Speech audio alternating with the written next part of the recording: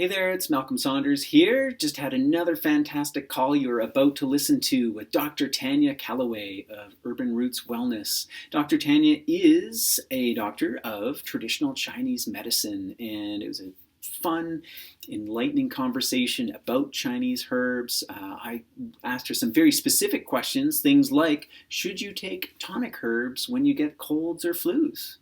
What do you think? I asked her that exact question. So you're about to learn that.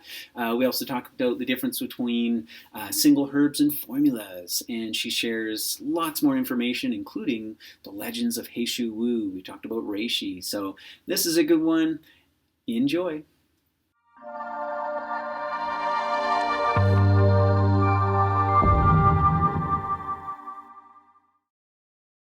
All right, welcome. Today I have on the call with me Dr. Tanya Kelloway from Urban Roots Wellness. Hi, Malcolm. Thanks for having me. Yeah, for sure. So Urban Roots, they're right next door to the Light Cellar in Bowness, and it's been a pleasure to get to know Dr. Tanya over the last year and a bit that she's been there with her clinic. So great, excited to have you on the call. And you are a doctor of traditional Chinese medicine. I am indeed. This is a fact. Yeah, for sure.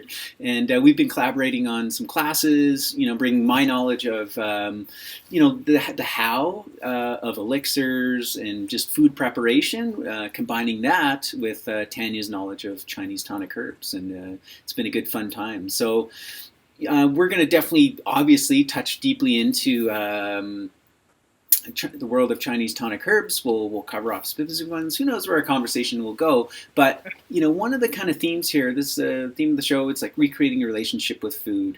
And I don't mean that in the sense, although sometimes for sure a lot of us are in places where kind of unhealthy relationship with food. I think that's probably where a lot of us start. But in the sense that it's just an adventure and it's a journey, and we're always recreating and we're always making it better and more wonderful. So I'm going to go ahead and assume that, things are wonderful and peachy for you now. You got a good relationship with food. But I won't assume that was always the case. Do you want to share a little bit about your journey, where you come from, and how you've gotten to where you are now? And as that conversation progresses, we'll talk a little bit more about, thoughts and insights and things you can share with everyone that's listening. Sure, I'd love to. So I think, as I heard you talk as well, Malcolm, so my history is not dissimilar to yours. With myself, I became a vegetarian at the age of 16, both for ethical reasons, learning a lot about the animals. I used to be an animal activist, so learning a lot about that, but also because of health reasons. My digestion has never been my strongest system. I've always had issues in that aspect. So back in the day, I was a vegetarian. I was actually a vegetarian for 8 years, and it was... I was tried and true. I was going to do it. I learned everything about food combining and proteins and everything that I possibly could about being a vegetarian, but my body hated it. My mind was all for it, and my body was horrible. Wow. I was gray. Even getting up would sometimes be just a chore in itself, and I felt exhausted. I felt old. Right. So it was really, really hard for me to give up, because when you can't unknow things. When you know how animals are treated, when you know of these aspects, you can't unknow them. And so it was very hard for me to eat meat. I actually remember this one specific time when I started eating meat, and it was really interesting because I had a day where I smelled something. It was actually fish cooking, and my body itself was like, eat that meat. And I'm like, no, I can't. And I swear to you, I heard a voice that says, if you don't eat that, you will die. Wow. Okay, Yeah. that's good motivation. So that sounds really intense, but that was the way it was for me. And I was very adamant about being and staying a vegetarian, about being an animal rights activist. I was not having it. So now I do eat meat. I need to eat meat once, twice a week. And I know this isn't just about eating meat, but in the day. And so even when I became an omnivore, really, I still struggled with certain foods at eating certain times, and I have my own journey. And so I eat a certain way that works for me, which is what I actually tell all my patients. Find something that works for you. Don't just find, I'm going to do the FODMAP diet, or I'm going to do this diet. Like, no, actually connect in, feel what you need. How are you responding to that food that you're giving, or that herb, or whatever it is that you're putting into your body? How do you respond to that? And then know that this is a good thing for me or not. So now, because of my long journey myself with my own diet and what actually feels right to me, I have quite a history with it. And I really like to help people with digestive issues because I've been there. I know what it's like. Yeah, for sure. Does No. that answer your question, or did I go off? Oh yeah, no, absolutely. Yeah, you totally answered. It was great. I mean, just love to hear a little bit insight about your journey. Very interesting, and a lot of us.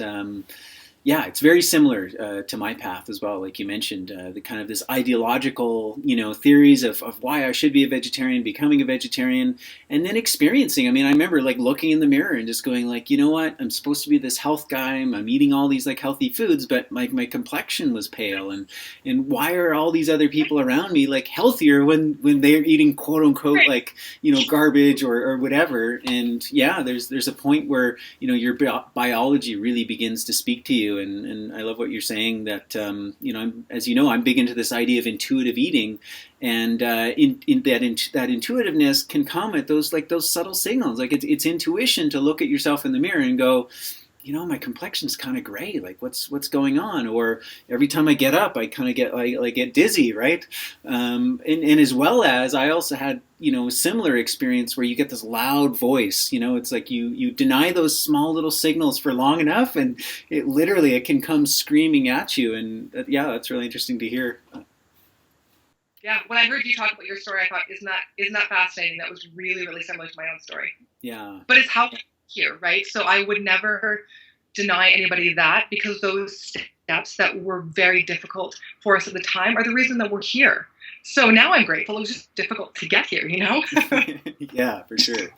And we're all starting with, different backgrounds, different ethnicities, okay. Genetics, and like you say, like body systems, right? Like digestion has been one of your weaknesses, where someone else, it might be, a different immune system or whatever it is, right? And we're all have different challenges and got our own journey with food. So awesome. And I think people, hearing, because it is such a familiar story. It's like you and I have something similar, and I've heard so many other people as well. And there's this overwhelming amount of documentaries and books and this and that. They're all kind of pushing this, vegetarian agenda, which, is beautiful on one side. And when I say it's only one side, it really is only one side of the picture. And one can, I truly believe, consume meat in a more wholesome way that doesn't contribute to all the negativity that you hear about in terms of how terrible it is for animals, how terrible it is for the environment, how terrible it is for your health.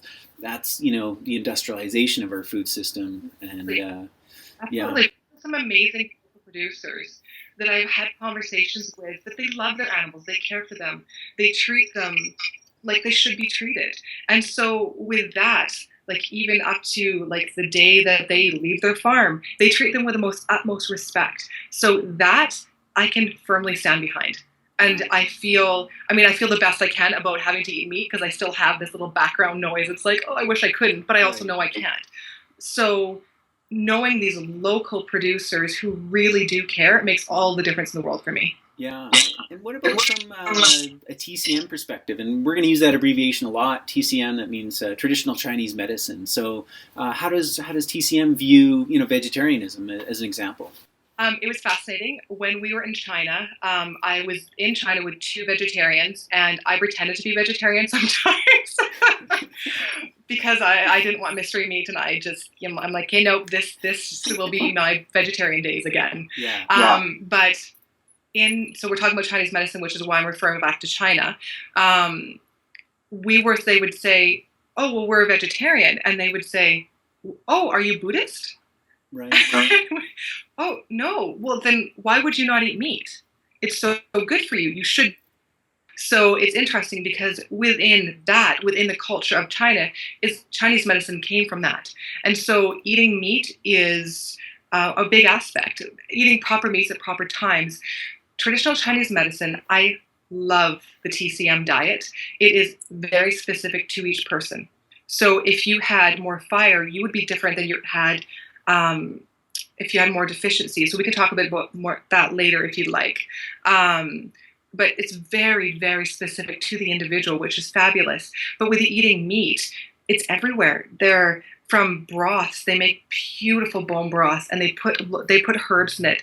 Actually, within the Chinese diet that itself, people know instinctively. Like in here, I'm sure you've heard this saying. In Canada, we often live from here up. Right. Like we're very much in our own heads. We don't connect to our bodies. We don't know how we feel. We don't understand just our bodies at all. So in China, they know what foods, if you have heat in your body, what foods cool heat. If you have dampness in your body, what foods dry dampness. And that also goes on to herbs. Like some of the herbs that you sell next door, the longevity type of herbs, the tonic herbs, are put in their meals day to day to day. Right. So if you may have, like, and you talk a lot about He Shou Wu. He Shou Wu is a longevity tonic that is put into lots of meals as long as the body is balanced.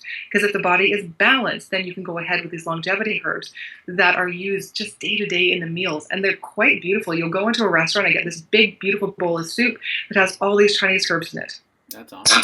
Yeah, that idea of truly, right, what Hippocrates was all about. Let food be the medicine, medicine be thy food, and have them integrated every day.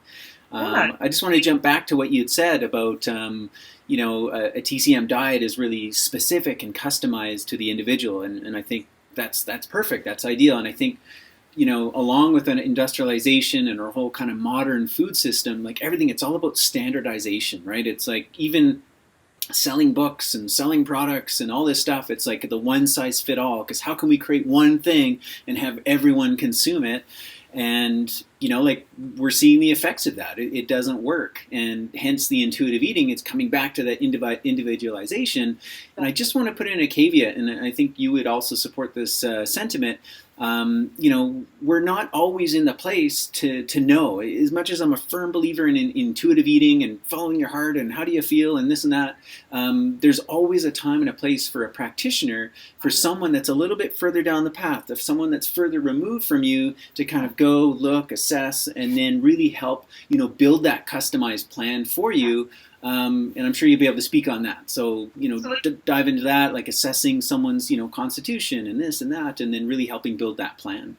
Yeah, exactly. You put it really beautifully. I have to consider myself, when I see someone and I assess them, I see where they're in the path, and I always see myself as I'm walking to them where they are in their path, taking their hand and bringing them back to the path that I think their body will be more healthy on. And then we walk together until the point that they can walk by themselves because their body is in balance enough. Because what you said, I consider that in Chinese medicine, you're either in balance or you're out of balance. That's it. Right. You're not like dreadfully sick and there's things are wrong with you. You're in balance or you're out of balance. Those are your options. So when you're out of balance, that is actually hard for a person to determine what they actually need, because they're not like assessing their body. They're not really stable in their body. They're all these things and they feel all these terrible things. So when you're out of balance, that really is when you need a practitioner to take your hand and to help you until your body becomes imbalanced. And then you can start to make those decisions, because life starts feeling differently. I end up seeing a lot of people who feel kind of hopeless and they feel like their body's a wreck because there are all of these signs and symptoms going on. The lovely thing about Chinese medicine is we actually boil everything down into organ groups. So we look at the organ groups and we look at the health of the organ groups. It's obvious in Western medicine, they've beautifully documented how the anatomy and physiology of the organ groups. But there are additional signs and symptoms that Chinese medicine really relates to different organ groups that sees them out of balance. So that's where people feel these signs and symptoms. Maybe they have gas, bloating, indigestion, diarrhea, constipation, something going on with the digestive tract. Or they have something like insomnia, dream-disturbed sleep, emotions that are very hard to deal with, like maybe feeling angry, irritable, frustrated. Maybe there's something imbalance with the heart. So when people are in that state of imbalance, they can't make proper decisions for themselves. So just like you said, that's when they need a practitioner. That's when they need someone to walk down that path, take their hand, lead them to the path, and then they're good. They can make their own decisions. They can be embodied. They can now live from here, all in here down, not just here up. Yeah. Does that make sense? Did that answer your question? Oh yeah, no, it was great, and actually it made me think too. When you're talking about either you're in balance or you're out of balance, I'd love for you to kind of clarify because you and I were having this conversation the other week about tonic herbs, which I'm super into, and it's one of the things that I love to share and to promote. And you brought up a really interesting point that, and correct me if I'm wrong, potentially, I'm going to say potentially, you are suggesting that tonic herbs are best utilized when you're in balance, and that there's other herbs that you need to work with before getting to that point, and then once you're there, then tonic herbs are awesome. On the nose. That's exactly right. So when someone comes to me and they're out of that imbalance, so that being out of balance state, um, that generally doesn't require tonic herbs. That generally requires Chinese herbal formulas. So in Chinese herbal formulas, they're thousands of years old. They have been perfected through the centuries. And what we do as doctors of traditional Chinese medicine is we diagnose the syndrome, and with that, we give them a formula. So just like I was saying today, I was telling an anxiety patient, that with anxiety, we can have 10 different diagnoses. It's not just like, oh, here's an Ativan, that'll make you feel better. No, is there a heart imbalance? Is there a liver imbalance? Is there kidney? Is it deficient? Is it excess? Like, where do we go from here? Mm-hmm. So when we figure that proper syndrome differentiation, we give them a Chinese herbal formula, not a tonic herb. Then their body becomes imbalanced. Then when their body is balanced again, then they can go forth and go to the light cellar and get the tonic herbs, which is great. I mean, before I moved in here, I would always send to you anyways, because I know that you have the highest quality of herbs and of tonic herbs, which is really important. So then after that point, then they can go and they can get tonic herbs. And that makes all the difference. And that's where the longevity portion comes in. That's where when we were in China, people put He Shou Wu or black sesame or any of the da zao, like the juju dates or gochujang or anything like that in their foods. And then that's when your food becomes medicine. Right. At that point, then please feel free. Tonic herbs galore. Cool. All right. So another distinction I'd love for you to clarify, and I've heard this from other, Taoist masters and tonic herbalists, etc., is that, but I know it's not very commonly known, and I'd love to hear it from you if it is indeed true and something that you recommend. So, and maybe it totally relates to the imbalance, out of balance. Let's say you get sick, you get the common cold or flu or whatever. I have heard that you should actually stop taking your tonic herbs at that time. Move through your illness, whatever it is, and then get back on them. Brilliant. Yes. So it's not, you're just not stopping your tonic herbs, but if you're taking formula, you're stopping the formula. So we consider when you're taking a herb, it's tonifying the body. So it's making it stronger. Now, if you have something, what we call stereopathogenic invasion, or something from the outside, in Western medicine, it can be bacteria or virus, but we consider it an invasion from the outside world. So wind, cold, heat, or damp, and that gets into the body, and then that creates what's cold or flu. So if you are taking a tonic herb or a Chinese formula, you're tonifying the body, but then this force is coming in from the outside, you're giving it something stronger to fight against.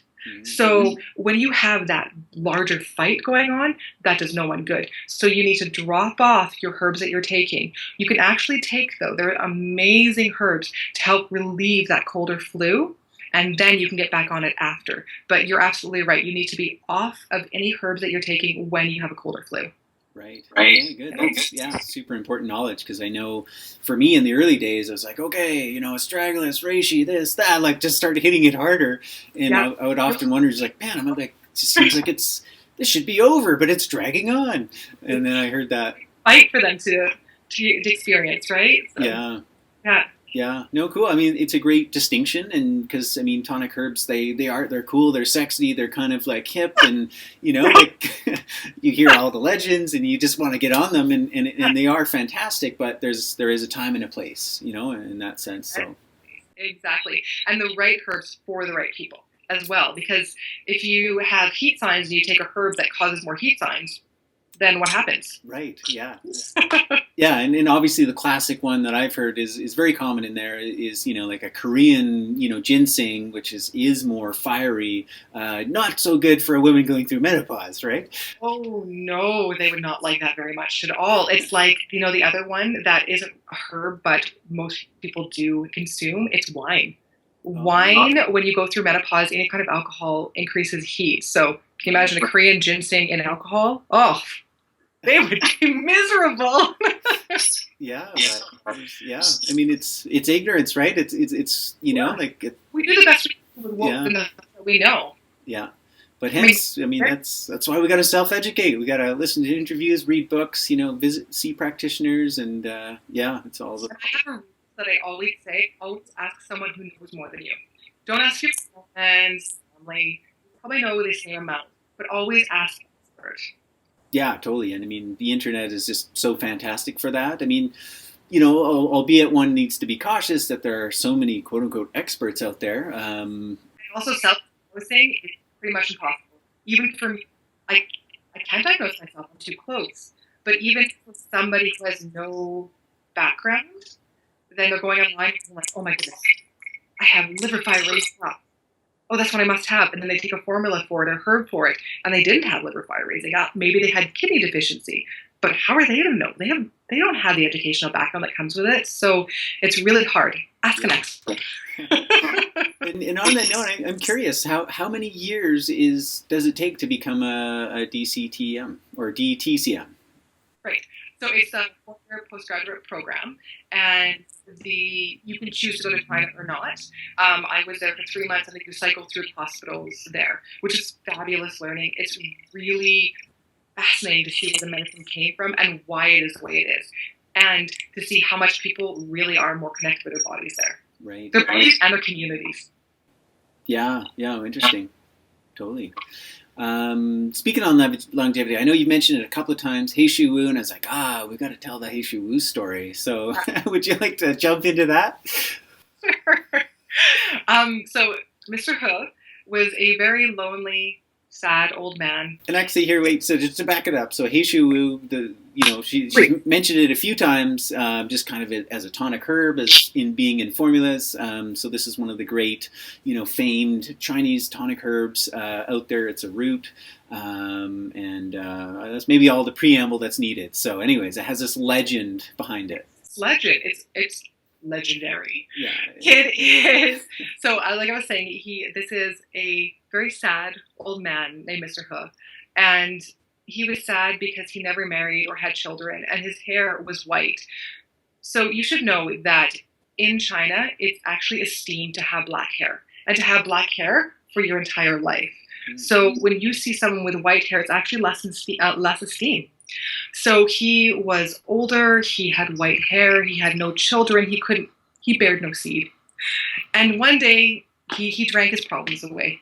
So one day he's regularly drunk, and he fell asleep underneath this tree. And he woke up and he looked and he thought, that looks like two lovers entwined.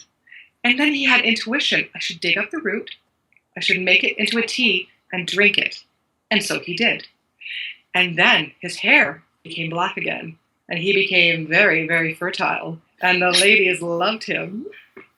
And he took on wives, and he bore many children. So this is why He Shu Wu is considered a longevity formula, or longevity herb, and is actually used everywhere in China. And the color of He Shu Wu is black. The kidneys, which is where we store our qi, the color that really helps to rejuvenate that is the black color. So it's a nice black, dark herb, and it goes to our kidneys, and it helps support that energy. And it comes with a fabulous story. For sure. And what I like about it too, actually, is it's quite agreeable in terms of taste. I mean, you think about a lot of these Chinese herbs, not even the tonic ones, but I mean, there's hundreds, maybe there's even thousands of different herbs, and a lot of them are known to not taste that great. But the He Shu Wu, quite agreeable. It's got a very mild flavor, and like you say, it is integrated into daily cuisine. So. And it's great because it's called like old man with black hair, the translation, because it actually can help you go back to your original hair color. Because when we lose hair color, the kidneys help, they can become deficient. And when we help to tonify them, hair can go back to its normal color. Of course, in North America, like you or not, you're not going to have black hair, but it can go back to your original hair color. And I have people, and it can actually help with a little bit of falling hair as well. And of course, anybody watching, don't diagnose yourself, and maybe for something different. But I have a patient who has been using it, and she actually cuts open an avocado and sprinkles it inside. Oh, really? And she actually likes the flavor. She now looks forward to her morning avocado with her shawu inside of it. Oh, wow. Yeah. Yeah. Cool. So what's another favorite herb? Maybe one that you've had kind of a long relationship with, or maybe one that you're using a lot of right now. Yeah. So I do more formulas personally. Okay. So it's hard to say because there's formulas have many herbs in it, but one of the more I know you talk about this all the time, the more neutral herbs that can be used, great for longevity, great for calming the mind, which in our North American society, we really do need that. If we think about all the things we take in day to day, we're consuming things with our eyes, and we consume it with our body. So with all of the videos we watch, or the Facebook, or the stuff we're taking on TV, all of that stuff, really calming the mind is a really good aspect. But something like reishi is fabulous for all of that. And again, the taste is, I find, quite neutral. I think it's pleasant. What do you think about the taste of reishi? Yeah, reishi mushroom. It's got a very mild mushroom flavor. Not in the sense that a lot of people mushrooms, don't like those, and they associate with white button or shiitakes or whatever that have that strong mushroomy flavor. This is it's got more of a almost like an earthy, slight bitterness, more woody kind of a flavor to it. So yeah, it can be very agreeable. Yeah, I really do like that one, just to have just a mild flavor. I actually like, for my constitution, this is good, licorice root. I don't know if you consume it or not, but just to make a lovely licorice tea. It's really good for the earth element, for our center for digestive tract. Great for high blood pressure, and I personally think it tastes delicious. Yeah. Yeah. I got a sweet tooth, so it probably says something about my constitution and spleen. But licorice does have that nice sweetness to it too. It does have that nice sweetness, because just we know that when you have that sweet tooth, that means that the earth element or our digestive tract is a little bit deficient. So we need to tonify it. So to tonify, we want to do things like having licorice, but as we've talked about before, even things like rice it's actually in our materia medica. Rice. So rice is fabulous for that. Licorice, sweet potatoes, squash, apples, some dried fruit. All of those things are really good to tonify when you have that little bit of sweet tooth. Yeah. Cool. Yeah. All right. So just after I asked you, and just before your answer, you said, well, I actually like formulations better. And I thought, oh, well, there's a good question here. So let's talk about the difference between single herbs and formulations. Maybe why you have a preference, what's the difference, and advantages, disadvantages to both. So formula would be something that you take when you're dealing with an issue. So being it digestion, being it anxiety, being it pain, being it headaches, whatever it is that you're dealing with, a formula would be something you take. And because, I work in a medical practice, it's something I deal with day to day. So what I deal with mostly is formulas. So when I think of what do I take? I'm like, oh, well, I'll take a formula. But the ones I did just mention, I do take those as well. It's just top of mind are always those formulas. And formulas are gorgeous. If you can imagine 3,000 years ago, as the medicine was developing, when there was no houses, let alone hospitals, and these people put these formulas together that are beautiful and really help to balance the body without side effect. And that's a lovely thing about the formulas, is with the formulas you work on that one syndrome differentiation that I was telling you about. And generally it just happens. I find this so fascinating that the person just kind of gets better, and they actually forget that something ever happened. I've treated lots of people with anxiety, and they'll come back in. I'll say, okay, how are panic attacks, anxiety? And they go, oh, no, right. No, I don't have panic. Or their digestion gets better. So, did you have any diarrhea? How was any indigestion? No. And it's like they have to think, did I have that? Oh, no, good. So with formulas, it's just slowly helping moving their body forward. And again, then you can get them onto a tonic herb after that, whatever's good for the constitution, of course, but a tonic herb after they're done with the formula. Does that Yeah. make sense? Did I answer your question? Oh yeah, no, totally. That idea of like, the sum is greater than the parts, and that each herb brings together its own element in support of, and I've heard it's all, formulas are so carefully crafted in terms of not only the individual herbs and their actions and their properties, but then also the amounts. Really. And how they balance, like how the king herb and how is the minstrel herb, like everything is actually perfectly balanced in that formula, and it has been balanced for thousands of years. So it's amazing. This is why one of the reasons why Western medicine doesn't know what to do with Chinese herbal formulas. If it's an individual tonic herb, they can study it. If it's a formula, they're not sure how to study it, like because sometimes the combination of herbs is what makes the effect. Right. It's not the one herb, it's a combination, but you can't study it individually. So that becomes a little bit of a hard point for Western medicine when it comes to Eastern medicine, because tonic herbs, individual herbs can be researched. The formulas can't be studied just because the way they're put together. And they often, the smallest formula we have is 2 herbs. And most of them are 6 to 30 to 60 herbs. So it really depends on what you're dealing with to have how many herbs and what formula that you would use. Yeah, totally. That's alchemy there, right? It's beautiful, beautiful alchemy. Yes. Yeah.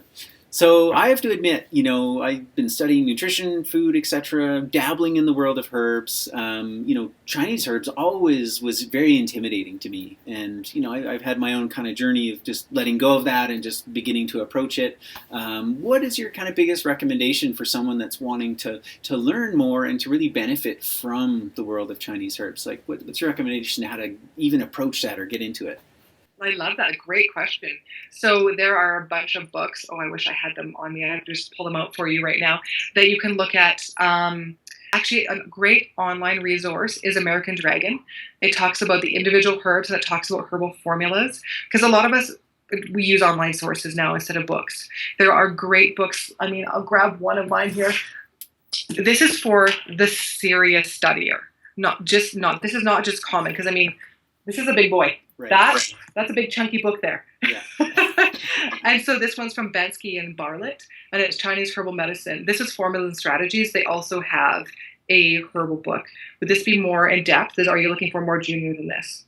Well, yeah, the spectrum, right? Because I know we have people listening that are, maybe they're already studying Chinese medicine or they're considering studying it like as a real deep dive. And I know there's going to be a lot of people like myself. I'm just kind of that, interested person, the lay person, casually, like I want to bring them into my life. And what's the best way to start doing that?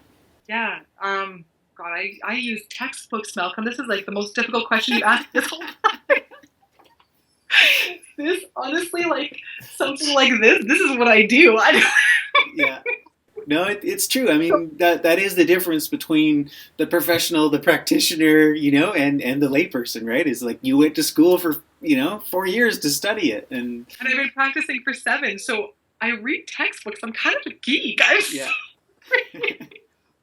Now I'm going to have to look up what are good basic Chinese herbal books that I can refer to other people, because you've stumped me. I don't know what to say. All right. Well, how would I give you a good answer, a good tip here? Please tell me. So I really like actually a book that really helped me was Ron Teagarden's Wisdom of the Chinese Tonic Herbs. So that one's really good. It's very accessible. He's created a company called Dragon Herbs. He's been a herbalist for decades, and from my understanding, he's been credited as kind of bridging that gap between the deep esoteric Eastern based Chinese herbalism and really bringing it to the West and making it more accessible. He's based at LA, and he's in Beverly Hills, and he treats all the celebrities and that kind of stuff. But he's a serious dude, right? And he wrote a great book that is very accessible read, and he does talk about formulas, and there's some in there, but he really just goes over some of those key tonic herbs that we've mentioned, like reishi, like heishu wu, schizandra. So you can read it front to back, or you can kind of just go through, okay, I want to learn a little bit more about reishi. Someone getting off this call might, just choose that one herb to begin to learn a little bit more, and it's a great resource book in that way. Awesome. Okay, well, thank you for answering my question. All right, what else could I ask you that I could answer? Stop me with. Yeah. All right. Well, yeah. I mean, it's, at that, I'm like, oh, well, what other questions do I have? Maybe I should just leave it at, yes, I stumped her. Interview over. If you can't answer it, then it's off. It's kind of like the game show. It's like, like you get to keep going until you can't answer a question. So you are. And you're out.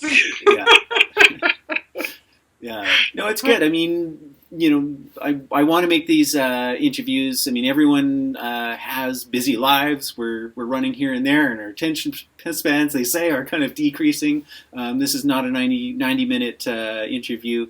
I really wanted to give a little touch into your world, and also touch, obviously, into the world of Chinese herbs, and you've given us great insight. If you do have any kind of final kind of parting wisdom or comments or smart-ass jokes, whatever you want to leave us with. Would I be a smartass? Who are you talking to? No, I'm just really grateful. Thank you for this interview. I think it's fabulous that people are really getting into the Chinese herbs and the herbal tonics, and that we're thinking about longevity.